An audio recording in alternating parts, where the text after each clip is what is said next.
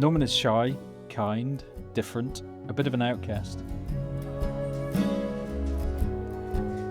Norman starts the film as a very misunderstood young boy, and we see that in his body language. He's very closed in, his head is down, his body is slouched, arms are often very close to his body, and he drags his heels. Does everyone come back as a ghost?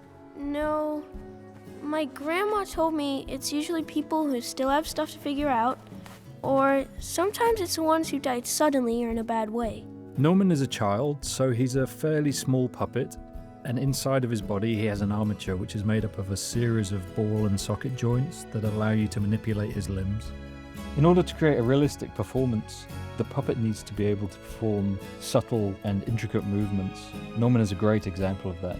Norman's costume is fairly simple, but his hoodie required a few tweaks just to make it animatable. So we put wire in the hood itself and around the base, which allowed us to just gently manipulate those parts of it to make it look like it had some weight to it, it had some gravity to it. One of Norman's defining characteristics is a shock of hair that sits bolt upright from his head, and it stays that way for most of the film.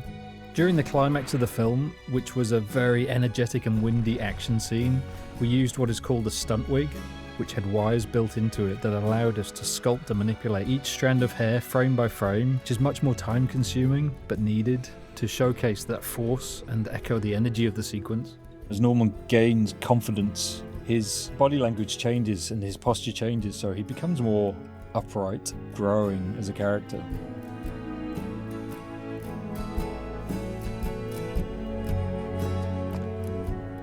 At the end of the film, Norman faces his fears and makes peace with the special gift that he has, and becomes a much braver version of himself.